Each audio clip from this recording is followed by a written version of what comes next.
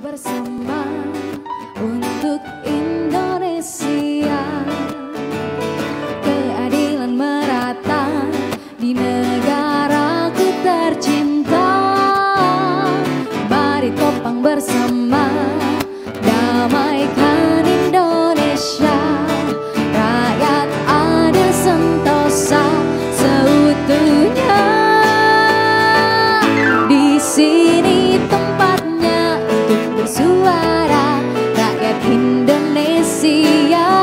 Di sini ruangnya, solusi bersama, hukum di tengah kita. Di sini tempatnya untuk bersuara, rakyat Indonesia. Di sini ruangnya, solusi bersama, hukum di tengah kita. Hukum di tengah kita.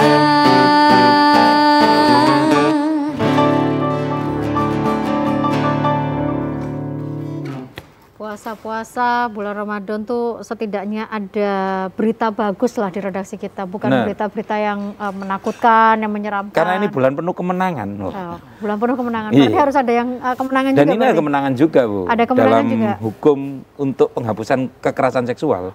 Ternyata sidang paripurna kemarin sudah disahkan undang-undang anti tindak pidana kekerasan seksual.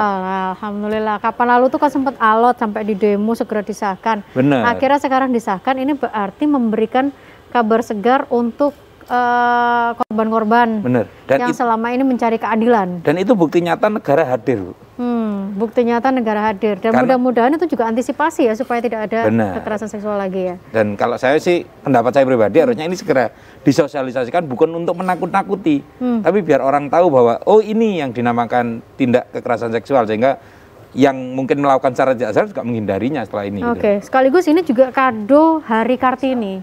Bener. Ini kan kado juga kan, bukan hanya sekedar kemenangan, tapi juga memberikan kado untuk para kaum perempuan yang selama ini berjuang sendirian. Benar.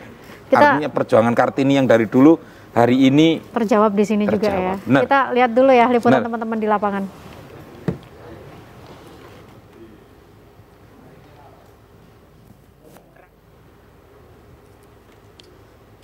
Kekerasan seksual dapat disetujui untuk disahkan menjadi undang-undang. Yuk.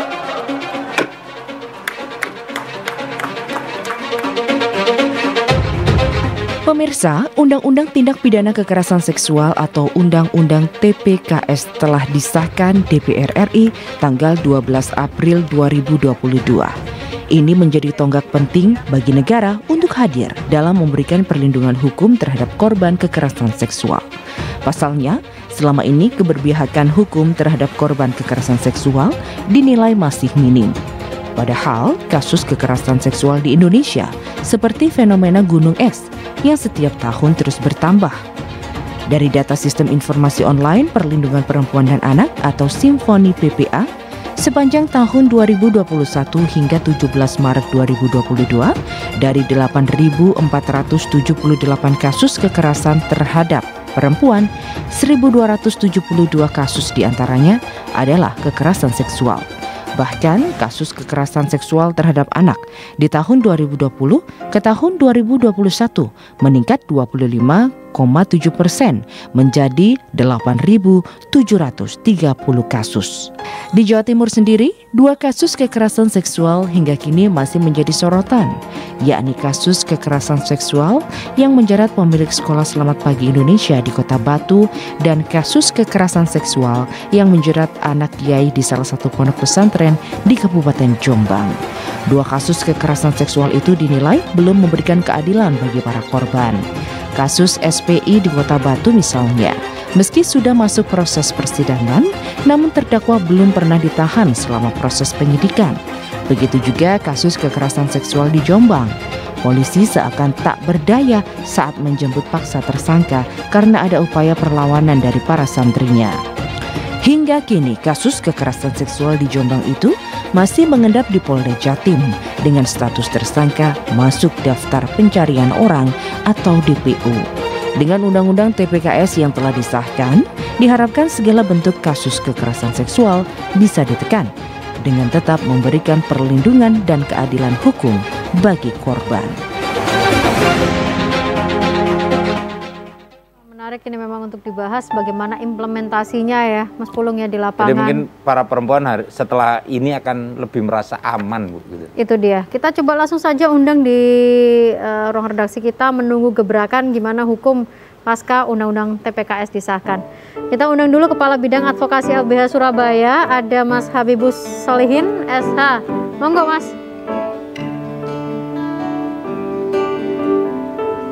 Selamat malam. Matur nuwun sudah hadir bergabung di redaksi kami. Silakan. Kita juga ada yang bergabung di line Zoom Mas Pulung. Ya ini mungkin dipertanyakan sama penonton kenapa kursinya kok cuma satu kayak kesakitan. Karena yang lain ada di Zoom ya. Tenang aja, kita tetap berjumpa melalui virtual ya. Ada AKBP Hendra Eko Tri Yulianto, Kasubdit 4 Renata Ditreskrim Polda Jawa Timur. Pak Hendra, selamat malam. Matur nuwun. Nanti mungkin bisa dibuka ya untuk audionya. Kita sapa juga untuk Bu Andi Yentriani, Ketua Komnas Perempuan. Bu Andi, selamat malam. Selamat malam, salam sehat buat semua. Terima kasih sudah hadir. Ini karena hadiahnya untuk Hari Kartini berarti Bu Andi duluan kayaknya ya. Nggih, monggo. Menanggapi UU TPKS yang akhirnya disahkan. Bu Andi, monggo. Ya tentunya kita semua sangat bersuka cita ya dengan kelahiran dari Undang-Undang Tindak Pidana Kekerasan Seksual yang sudah diperjuangkan. Kalau dengan naskah akademis dan lainnya berarti ini sudah hampir 10 tahun, tetapi upaya untuk mendorongnya ini sejak tahun 2010, dan bahkan kalau kita ingat dari peristiwa tragedi Mei 98 sudah ada dorongan untuk mengubah hukum pidana terkait dengan kekerasan seksual karena banyak tindak kekerasan seksual yang terjadi di dalam konteks baik itu tragedi Mei 98 maupun di berbagai konteks konflik yang terjadi segera setelah reformasi bergulir itu tidak bisa tertampung di dalam hukum yang sudah ada. Adapun misalnya Undang-Undang Pengadilan HAM yang memuat juga sejumlah tindak kekerasan seksual itu tidak gampang untuk digunakan karena deliknya sendiri membutuhkan kepastian apakah peristiwanya itu sebuah tindakan genosida atau kejahatan terhadap kemanusiaan yang juga memiliki unsur-unsur yang sangat spesifik.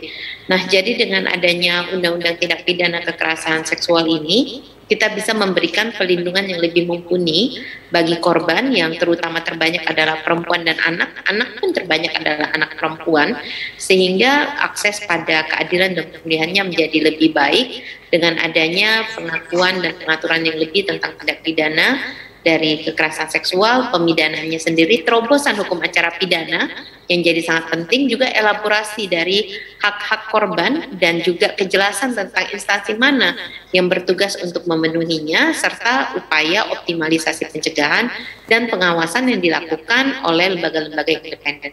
Jadi ini merupakan sebuah payung hukum yang sifatnya sangat komprehensif dan juga sangat spesifik dan menjadi sangat spesial karena dia menempatkan korban sebagai visi dan juga seluruh nafas dari upaya perlindungan yang lebih baik. Oke, artinya ini menurut Bu Andi ini sudah aturan hukum yang ideal ya kalau kita berbicara tentang korban kekerasan seksual ya dibandingkan dengan aturan-aturan hukum lainnya. Ya, betul, kalau dibandingkan dengan hukum yang lain, misalnya kita lihat di KUHP kan dia lebih berat pada penamaan dan juga pemidanaan. Sementara kita masih mengacu pada KUHP yang lebih banyak menekankan pada hak-hak tersangka, bukan kepada hak-hak korban. Kita juga memiliki Undang-Undang Lembaga Perlindungan Saksi dan Korban, tetapi ini fokusnya juga sangat terbatas dan juga ada batasan-batasan lain ya yang juga ditentukan oleh hukum acara pidana tadi. Ataupun KDRT yang hanya memuat sebagian terkait dengan kekerasan seksual, ada undang-undang trafficking, bahkan ada undang-undang yang sebetulnya kontradiktori atau kontradiktif ya terhadap upaya pelindungan, misalnya undang-undang pornografi dan undang-undang ITE yang justru lebih banyak digunakan untuk mengkriminalkan perempuan yang menjadi korban dari eksploitasi seksual dan bentuk pidana seksual lain yang justru diatur di dalam undang-undang TPKS ini, seperti pelecehan seksual non fisik ataupun pelecehan seksual dengan menggunakan siber. Baik, Bu Andi, terima kasih untuk tanggapan di awal. Mas Pulung, ini berarti PR beratnya di teman-teman kepolisian juga ya? Benar, karena ada yang kontradiktif tadi katanya malah. Kita ke Pak Hendra. Pak Hendra, Ya Mbak. Ini kan undang-undang sudah disahkan. Secara otomatis apakah secara otomatis memang langsung berlaku, tapi bagaimana sosialisasi ke rekan-rekan yang ada di kepolisian? Terima kasih Mbak. Kami sebagai penyidik, kami sangat mendukung atas sahnya Undang-Undang Tindak Pidana Kekerasan Seksual. Jadi kami mencegah segala bentuk kekerasan seksual dan penindakan terhadap pelaku dan korban. Jadi kami akan setelah disahkan atau diundangkan, kami akan sosialisasikan kepada masyarakat Mbak, bekerjasama dengan Babinlatikmas di wilayah. Ini masih nunggu aturan turunannya juga atau gimana? Atau sudah bisa diterapkan di tataran teman-teman penyidik? Tunggu disahkan atau diundangkan Mbak. Berlakunya sejak kapan Mbak? Setelah nanti diundangkan kan undang-undang ini pastinya juga akan menunggu turunan juga. Atau betul, Mbak. Gimana? Apakah ini berarti kita masih menggunakan aturan yang lama berarti ya? Ya betul. Kita masih melakukan aturan yang lama Mbak, KUHAM dan undang yang lain Mbak. Oke, kita ke teman-teman di LBH. Ya, Mas Habibus gimana? Baik, saya tertarik sebetulnya mengenai masalah pendapat dari kawan-kawan Polda Jatim mengenai masalah undang-undang ini. Kita perlu ingat bahwa ketika bicara tentang perundang-undangan atau suatu aturan, maka kita ingatlah ada istilah lex specialis, yang mana ada undang-undang yang baru bisa mengalahkan undang-undang yang lama. Kira-kira begitu, Mbak. Tapi untuk penerapannya gimana ya?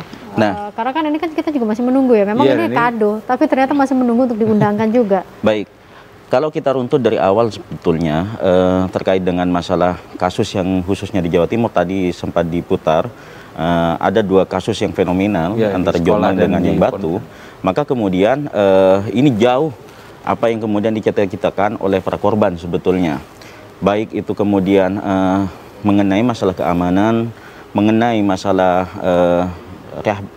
pemulihan, bahkan juga terkait dengan masalah dia mendapatkan stigma, baik itu dari masyarakat maupun dengan yang lainnya, dengan beberapa propaganda yang terjadi di masyarakat.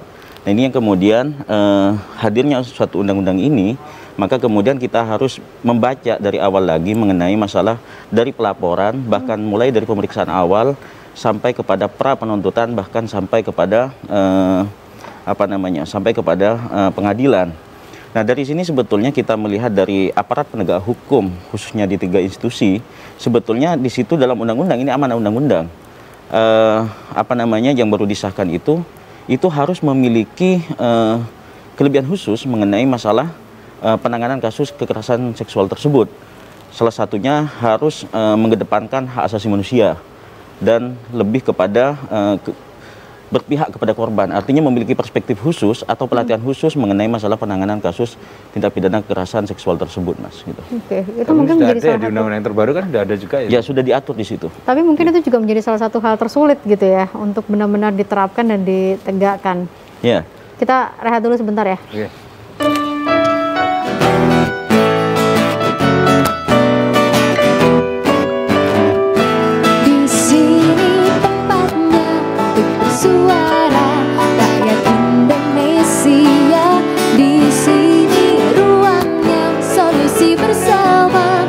Di tengah kita, di sini tempatnya untuk bersuara, rakyat Indonesia. Kalau kita melihat ini, akhirnya yang tadi itu kegembiraan saya jadi agak sedikit ragu loh. Ini kok kayak penerapan ini masih. Karena selama ini hukum di negara kita itu kan memang aturannya sepertinya terlihat sempurna, cuma problemnya adalah di lapangannya seperti apa. Nah. Apalagi ini kita masih menunggu pengesahan pengundang-undangannya. Iya. Terus nanti mungkin harus ada turunannya. Ada juknisnya seperti apa gitu ya, Mas Habibus ya? Jadi kalau misalkan ini kan rancangan undang-undang tindak pidana kekerasan seksual ini sebetulnya yang disahkan kemarin itu membutuhkan yang namanya turunan. Cuman tadi di segmen pertama saya sampaikan mengenai masalah lex specialis itu tadi sebetulnya bukan moro-moro langsung implementasikan, tidak. Cuman hal-hal yang kemudian perlu difahami sebetulnya mengenai masalah undang-undang tindak pidana kekerasan seksual ini sebetulnya lebih kehati-hatian sebetulnya dalam penerapannya. Lebih kepada kehati-hatian. Karena kita melihat dari beberapa pengalaman yang terjadi di Jawa Timur khususnya ya, yang saya sebutkan tadi di dua kasus ini sebetulnya kan yang terjadi apa? Yang terjadi adalah undue. Nah, contoh misalkan di kasus di Jombang sampai hari ini bahkan teman-teman Polda Jatim sampai menerbitkan yang namanya DPO. Bahkan juga di Malang sekalipun tim tim advokasi bagi korban termasuk LBH Surabaya juga pernah memantau di Malang juga tidak ada penahanan. Nah, ini yang kemudian hadirnya suatu undang-undang ini maka diharapkan oleh koalisi masyarakat sipil se-Indonesia sebetulnya untuk memberikan kepastian hukum dan keadilan kepada korban. Itu sih. Artinya meskipun masih panjang jalannya, tapi ini merupakan angin segar juga ya berarti? Ya, jadi bisa dikatakan angin segar, cuman kan kemudian ketika ada suatu pelaporan yang saya sebut tadi di awal itu memiliki perlakuan khusus harusnya. Jadi ketika masuk di dalam laporan itu maka kemudian stigma yang kemudian serangan balik lah kemudian yang bisa merendahkan kepada pelapor itu kemudian dihindarin hal-hal semacam itu. Bahkan juga terkait dengan masalah kerahasiaan nama, tempat dan yang lain-lainnya. Kalau mengacu terhadap undang-undang yang baru disahkan itu sebetulnya kan kepolisian memiliki kewenangan di situ menurut undang-undang untuk memberikan keamanan paling khusus terhadap korban tersebut. Nah, salah satunya mulai dari dia menerima laporan bahkan sampai menanyakan atau mendalami suatu kronologisnya, bahkan sampai 1 kali 24 jam menurut undang-undang tersebut itu wajib melaporkan kepada LPSK untuk mendapatkan perlindungan saksi dan korban. Nah, itu yang kemudian yang terjadi di dalam yang diamanahkan dalam undang-undang tersebut. Namun flashback kembali terhadap kasus-kasus tersebut, hal-hal semacam ini sebetulnya luput dari dari apa yang kemudian dicita-citakan oleh masyarakat sipil gitu kan. Nah, karena memang penerapannya masih jauh gitu, jadi kadang orang masih takut. Ya, makanya kan kemudian sempat dalam diskusi beberapa teman-teman itu mengatakan ketika ada suatu korban yang kemudian memberanikan diri untuk minta dampingan saja itu sudah sangat luar biasa. Ya. Artinya beraninya itu sudah ada. Ini berarti PR terbesarnya mungkin di teman-teman kepolisian berarti ya, Pak Hendra. Karena beliau-beliau ini yang menerima pertama kali. Iya, bagaimana kemudian membuat korban percaya, bahkan sempat juga ada beberapa kali Pak Hendra kadangkala polisi dianggap merendahkan korban saat penyelidikan. Ini gimana Pak Hendra? Terima kasih Mbak, sebetulnya tidak merendahkan korban Mbak. Jadi gini, sebenarnya korban sudah datang ke melapor, itu sudah sangat-sangat ada keberanian Mbak. Makanya kami di kepolisian, kalau memang ada korban pelecehan seksual atau korban kekerasan seksual, pasti kita koordinasi dengan LPSK Mbak.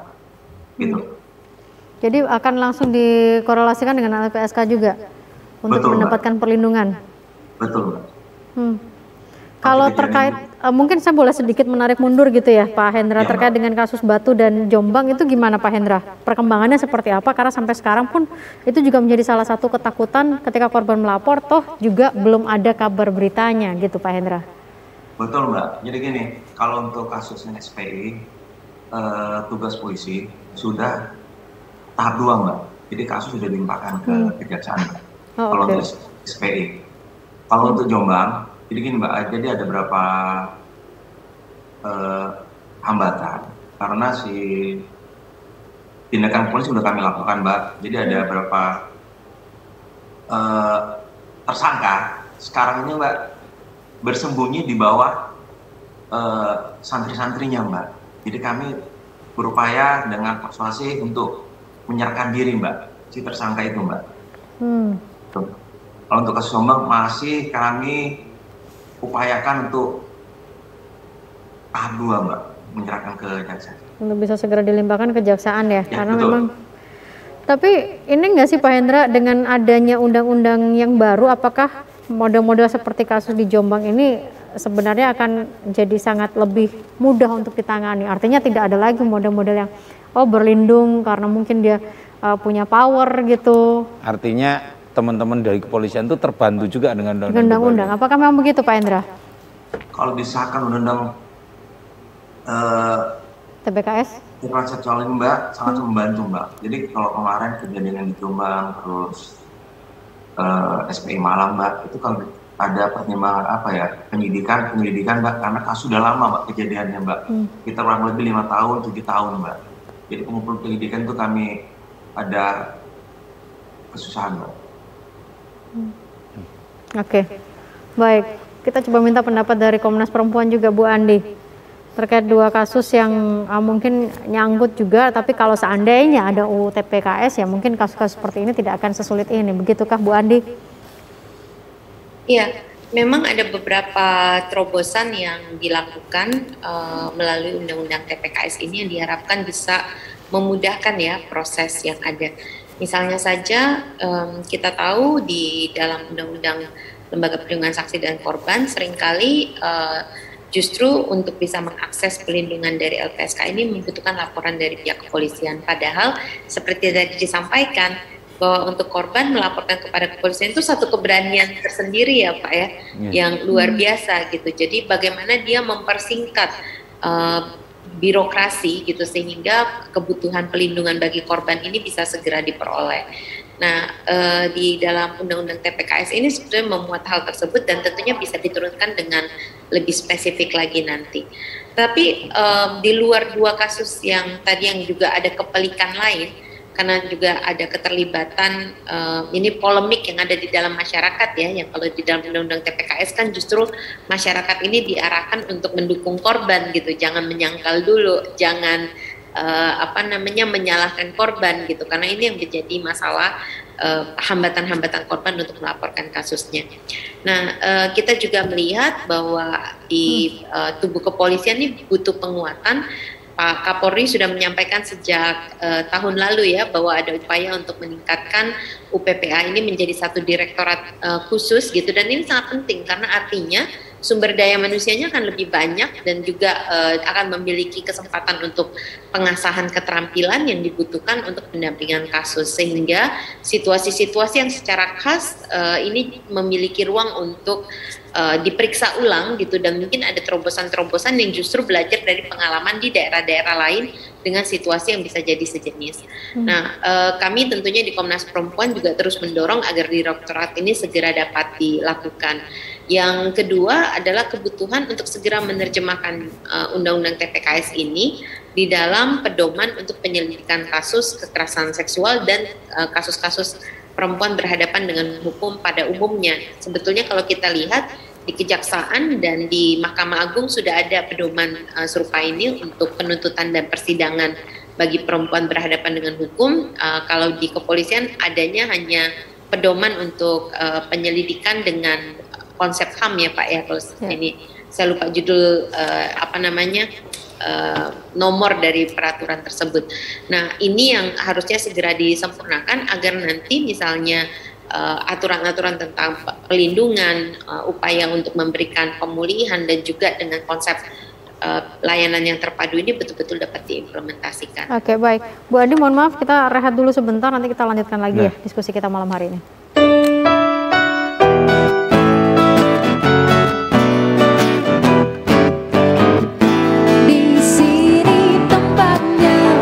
Suara rakyat Indonesia, di sini ruangnya solusi bersama, hukum di tengah kita, di sini tempatnya untuk bersuara.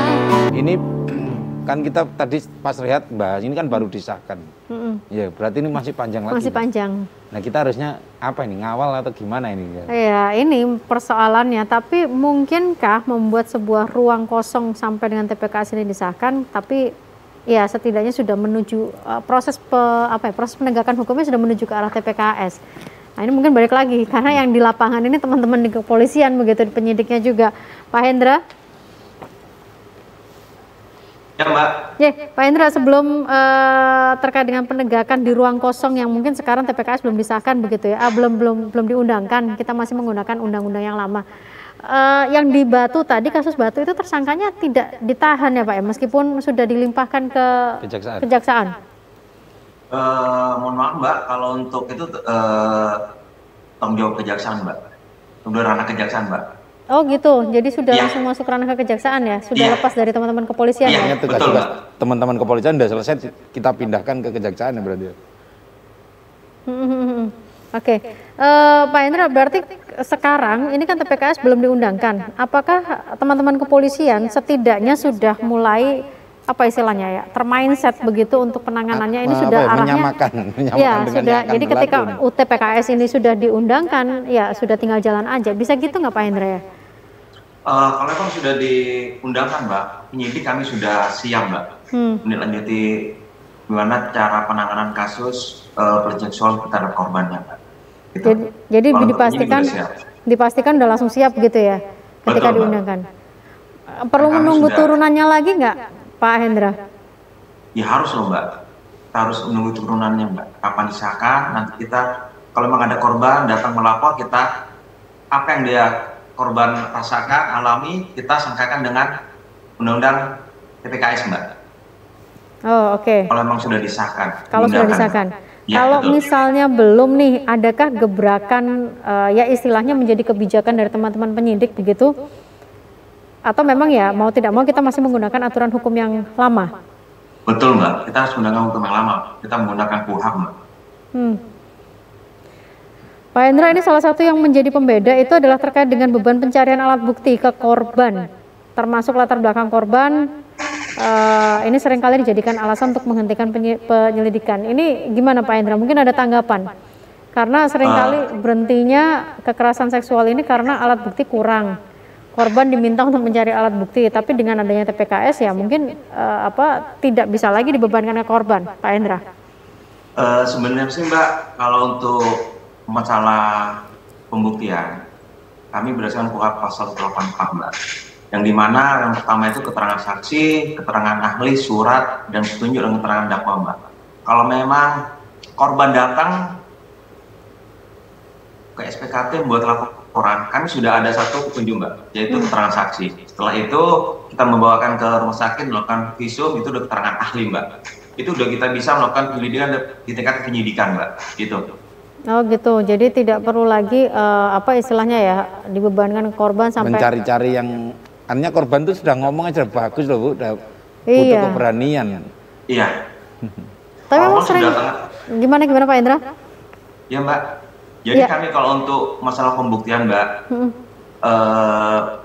dari hasil penyelidikan, kalau memang cukup bukti, pasti kita lakukan proses penyidikan, Mbak. Kami sudah ada SOP-nya, Mbak. Gitu. Kalau untuk pembuktian, korban kita tidak untuk mencari alat bukti korban itu, Mbak.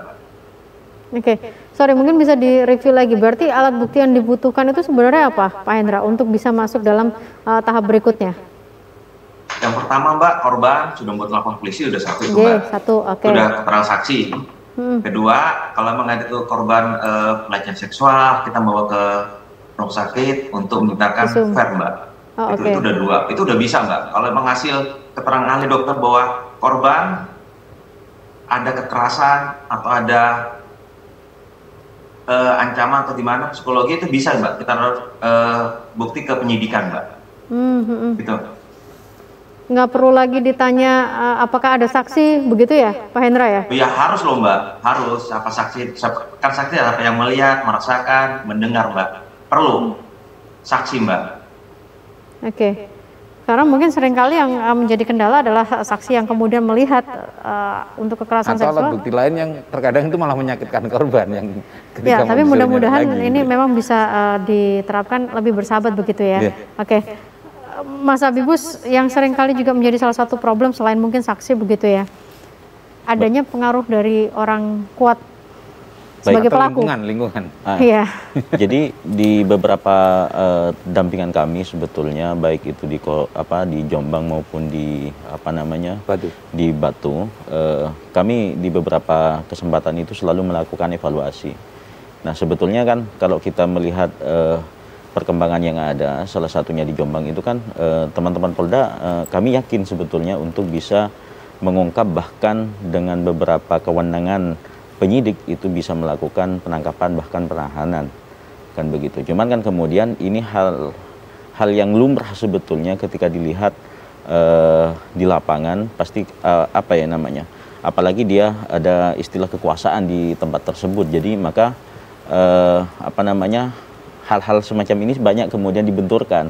Nah ini yang kemudian proses penegakan hukum rada sedikit ada kendala sih sebetulnya di lapangan. Nah, namun kembali lagi kepada RU ini sebetulnya kalau misalkan kita mau serius untuk melakukan gebrakan bahkan penegakan hukumnya nanti apabila sudah diundangkan, maka kemudian penyidik kalau menurut saya bahkan sampai kejaksaan bahkan sampai hakim itu memiliki keistimewaan bahkan kelebihan untuk melakukan penegakan hukum itu sendiri.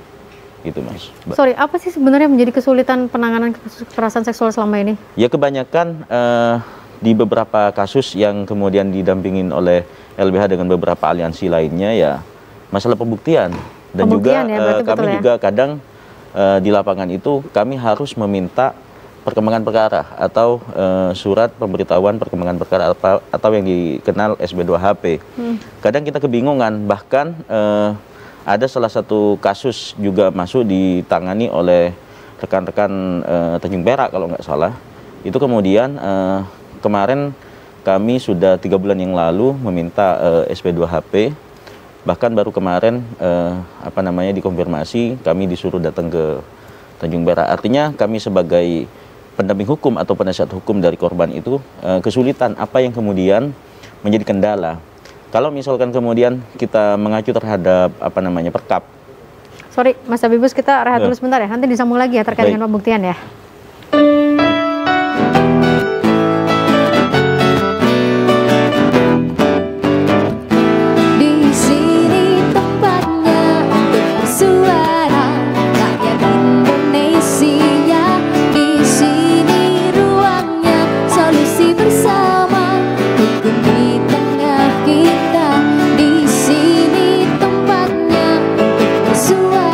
Acara kelihatannya memang nggak ada yang pro dan kontra, tetapi pembahasan sampai rehat aja kita masih bahas loh ini. Iya, karena memang ternyata perjalanan masih panjang dan kejadian-kejadian di lapangan pun juga banyak kan problemnya. Pemirsa mungkin boleh ingin bergabung di WhatsApp redaksi kami yang tertera di layar kaca, nanti bisa sharing seperti apa yang mungkin menjadi pemikiran dari pemirsa juga. Sebelum ke Bu Andi, balik lagi ke Mas Habibus sebentar, masalah pembuktian dan juga kasus-kasus sulit gitu, itu biasanya paling sulit itu harusnya ditangani oleh siapa gitu? Oke, jadi ada tuh entah apakah kemudian itu perkap atau aturan polisi itu sendiri yang mengatur mengenai masalah kategori sebetulnya. Apakah kemudian di tingkat di tingkat polsek, polres, bahkan kemudian Polda, bahkan sampai Mabes Polri. Nah, kalau kita mengacu kepada itu, kita melihat dari beberapa kasus ini, apakah kemudian seperti kasus di Jombang itu masuk kategori hal yang paling hal yang paling berat atau hal yang paling sulit begitu kan untuk proses penegakan hukum itu sendiri. Sama dengan seperti halnya dengan yang di Malang, yang di Batu. Nah, itu masuk kategori seperti apa? Pun juga seperti yang kami tangani di di Surabaya juga. Ini kan kemudian kami merasa kesulitan untuk mengetahui perkembangan perkara. Nah, dalam beberapa advokasi yang di Jombang itu kemudian kami bolak-balik, Mas. Jadi kami bolak-balik tim LBH dengan beberapa koalisi pendamping hukum itu kemudian bolak-balik dilakukan visum dan yang lain-lainnya. Artinya visum yang pernah hasil visum yang pernah disetorkan atau diberikan kepada rekan-rekan penyidik itu kemudian dimintain lagi visum lagi. Artinya pembuktian seperti apa yang kemudian diperlukan sebetulnya oleh teman-teman penyidik sehingga kasus ini bisa berjalan, bahkan bisa dilimpahkan, bahkan disidangkan, begitu Bagus. Itu kalau sampai visum bolak-balik rasanya kayak tertimpa tangga beneran itu namanya. Ya kalau jadi korbannya juga pasti akan emosi begitu kan. Kenapa saya harus visum bolak-balik, apakah saya tidak dipercaya begitu kan keterangan ini. Oke, ada 9 kasus ya Mas Pulung, 9 jenis kekerasan seksual yang nanti akan diatur di UU TPKS ya. Ada pelecehan seksual non fisik, terus pemaksaan sterilisasi juga masuk ternyata. Pemaksaan perkawinan, eksploitasi. Termasuk pemaksaan untuk disterilisasi. Itu juga masuk. Nah, Bu Andi, menurut Bu Andi ini seberapa efektif ketika teorinya sebagus ini aturannya, bagaimana kemudian dengan pengawalan di lapangan nanti? Yang pertama memang efektivitas itu hanya bisa kita lihat setelah dia diterapkan. Iya, betul. Kan semuanya hipotetis gitu jadinya. Tapi upaya untuk menyederhanakan birokrasi dari proses hukum, kemudian juga upaya untuk meringankan beban korban pada pembuktian, untuk memastikan korban mendapatkan pelindungan, semua hal yang merupakan praktik dan pengalaman selama ini kesulitan korban untuk mengakses keadilan dan pemulihan ini telah diupayakan diserap ya, meskipun ada beberapa langkah yang menurut kami sebetulnya dapat diperkuat. Misalnya saja upaya untuk tidak membuat korban harus bolak-balik menyampaikan pengalamannya yang sangat traumatis itu dari waktu ke waktu bisa dilakukan melalui koordinasi yang lebih ketat antara pihak kepolisian, kejaksaan dan juga kehakiman, dalam hal ini mahkamah hakim di dalam pengadilan. Tetapi terobosan lain juga misalnya ada kepastian soal posisi pendamping, ada kemungkinan untuk memperoleh kemudahan dalam mengambil keterangan dengan menggunakan alat rekam audiovisual dan bahkan juga mode-mode perlindungan lainnya. Nah ini tentunya baru kita bisa lihat apakah dia akan betul-betul bisa berguna atau tidak. Bisa kalau berdasarkan undang-undang ini dimintakan dalam waktu 3 tahun. Jadi aturan pelaksana itu semuanya diharapkan sudah tertata dalam 2 tahun sambil membereskan aturan turunannya ini, harapannya adalah dia bisa diimplementasikan. Nah, 3 tahun berarti ya Bu Andi ya? Betul. Dari sekarang ya? Betul, jangan khawatir bahwa ini memang pasti akan menjadi produk hukum karena berdasarkan peraturan undang-undang tentang pembentukan peraturan perundang-undangan, kita hanya menunggu sebenarnya tanda tangan dari Bapak Presiden. Kalaupun tidak ditandatangani, yang pastinya akan ditandatangani karena kita lihat bagaimana pemerintah berusaha mengupayakan ini, dia akan tetap menjadi produk hukum nasional. Nah, sejumlah aturannya memang akan mendetilkan ya model-model kerja bersama lintas institusi terkait pelindungan pemulihan korban misalnya, ataupun tentang penggunaan dana korban ya, trust fund yang banyak dibicarakan ini, dan juga upaya restitusi dan lain-lain. Tetapi itu tidak berarti akan menghalangi langkah kita untuk menggunakan terobosan-terobosan yang sudah dihadirkan. Oke, baik. Terima kasih Bu Andi untuk paparan singkatnya juga terkait dengan Undang-Undang TPKS yang mungkin masih 2 tahun, harusnya tahun ini udah ditandatangani, tinggal nanti. Semoga 30 hari aja kok Mbak menunggunya. Jadi sejak ditetapkan di DPR itu hanya menunggu 30 hari. Setelah itu ditandatangani ataupun tidak ditandatangani, dia akan menjadi produk hukum nasional. Tinggal nanti kemudian setelah itu kita menunggu aturan turunannya begitu ya. Tapi setelah menjadi produk nasional, ini artinya sudah bisa digunakan oleh teman-teman di aparat penegak hukum begitu ya Bu Andi ya? Betul.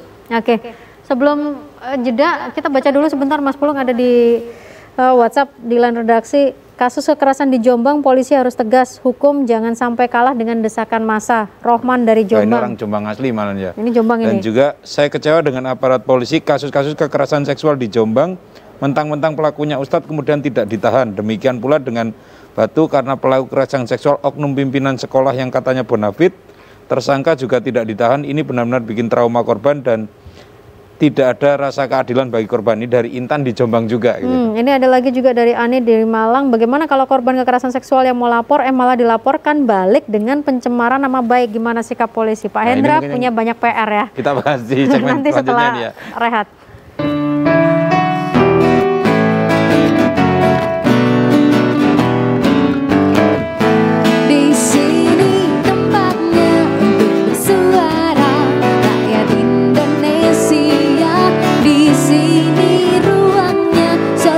Bersama hukum di tengah kita, di sini tempatnya untuk bersuara.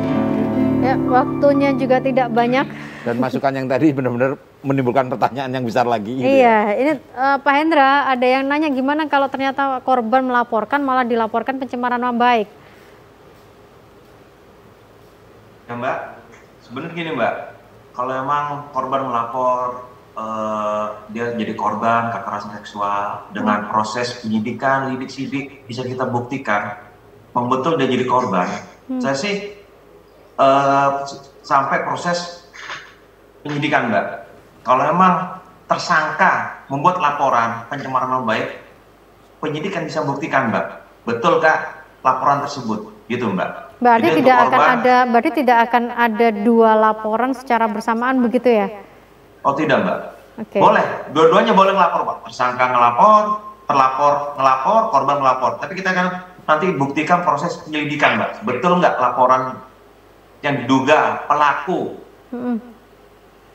itu, terus si pelaku membuat laporan pencemaran nama baik. Itu Mbak, nanti kita ada proses penyelidikan Mbak. Kalau memang tidak cukup bukti akan kita hentikan Mbak. Nah, itu Untuk begitu. laporannya pencemaran nama baiknya. Tapi untuk proses korban pelecehan seksual, kalau memang cukup bukti naik sidik, kita lanjut Mbak sampai ke penuntutan Mbak. Ya, jadi semua laporan diterima begitu ya? Betul Mbak. Semua laporan diterima, khawatirnya nanti ketika diterima belum apa-apa, kemudian korban kemudian juga berstatus tersangka. Itu yang Nah, dikhawatirkan. kita berharap teman-teman dari kepolisian Memang akan ini- menjaga itu. Ya Bu Andi, gimana? Ya, memang ini yang sangat spesial dari Undang-Undang Tindak Pidana Kekerasan Seksual. Karena kita tahu banyak juga korban yang dari aspek sosial dia sudah jauh lebih rendah ya dibandingkan dengan si terlapor gitu. Bisa jadi yang terlapor adalah elit atau orang yang memiliki sumber daya yang lebih besar. Karenanya di dalam Undang-Undang Tindak Pidana Kekerasan Seksual itu menyatakan bahwa salah satu bagian dari hak korban dan juga keluarga serta pelapor adalah untuk dibebaskan dari gugatan pidana maupun perdata atas laporan tindak kekerasan seksual itu. Nah, apakah nanti Berarti tidak mungkin ada laporan juga ya Bu Andi ya? Mungkin. Jadi kalau memang dia bisa melapor tentunya, tapi dia tidak bisa diproses karena tidak boleh melapor balik gitu. Dan ini memberikan kekuatan yang sangat besar karena kan kekhawatiran, salah satu kekhawatiran ya dari korban adalah dilaporkan balik gitu. Dengan kapasitas yang terbatas tentunya banyak yang menyatakan bahwa pengalamannya adalah lebih sering laporan dari terlapor yang kemudian diproses. Nah, pada kesempatan yang sama ini saya ingin menyatakan bahwa ancaman lain yang dirasakan adalah ketika terlapor tidak ditahan. Nah, di dalam Undang-Undang TPKS ini justru memuat kewajiban untuk memberikan pelindungan dari pihak kepolisian untuk misalnya memberikan peraturan tentang pembatasan gerak dari terlapor sehingga tidak dekat kepada korban, sehingga upaya untuk menghindarkan dari intimidasi ini bisa ada sekalipun terlapor tidak ditahan. Nah, ini juga akan sangat menguatkan korban. Hal terakhir yang ingin saya sampaikan, Mbak, kalau dari data Komnas Perempuan, kan sebagian besar dari tindakan yang dilaporkan itu juga kekerasan seksual ya, dan bahkan terus meningkat dari tahun ke tahun. Dengan adanya Undang-Undang TPKS ini kita bisa kita perlu mengantisipasi bahwa laporan akan lebih tinggi. Tetapi yang paling diutamakan sebetulnya adalah sejauh mana pelaporan ini kemudian disikapi. Di tahun 2019 kami mendata bahwa untuk kasus-kasus perkosaan itu hanya 30% dari total kasus yang dilaporkan kemudian bisa diproses ke aras hukum. Karenanya melalui undang-undang ini kita berharap rasio penyelesaian melalui hukum ini menjadi lebih besar untuk berbagai kasus kekerasan seksual. Baik, terima kasih banyak Bu Andi, Mas Habibus. Dengan contoh-contoh kasus kekerasan yang selama ini jadi sorotan, gimana harapannya dengan TPKS ini? Apakah bisa memberikan keadilan hukum bagi para korban? Baik, terkait dengan apa yang kami sampaikan tadi dari awal mengenai masalah pengalaman pendampingan hukum terhadap korban ini, banyak kemudian temuan-temuan di lapangan. Artinya ketika sudah ada Undang-Undang Tindak Pidana Kekerasan Seksual ini, harapan kami sebagai pendamping hukum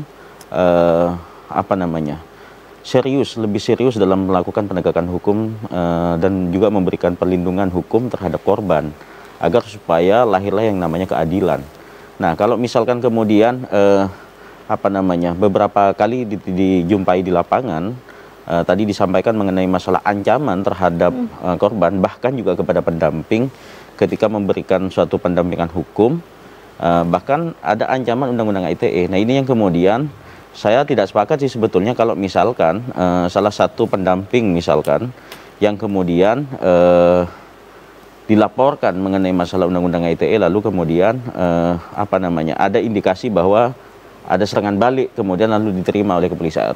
Artinya kalau misalkan hal-hal semacam itu dibiarkan, maka kemudian untuk kepercayaan terhadap APH juga masih dipertanyakan oleh publik nantinya ketika sudah ada serangan balik lalu kemudian prosesnya lebih kencang daripada kasus sebenarnya.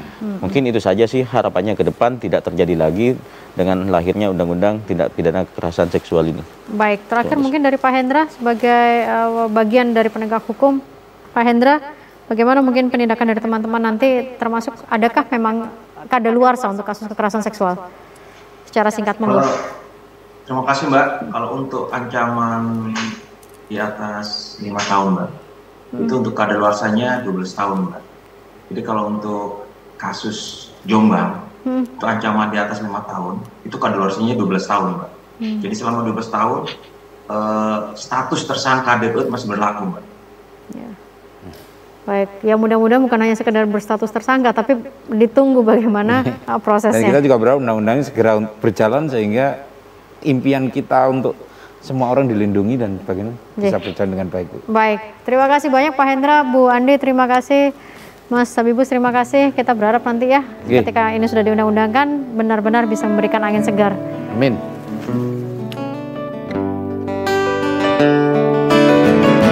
Karena wanita ingin dimengerti lewat tutur lembut dan agungan bubur.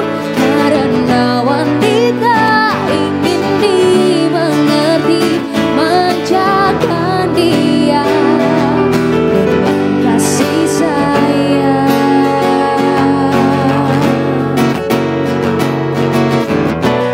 Indah hadirkan pesanan kemuliaan bagi yang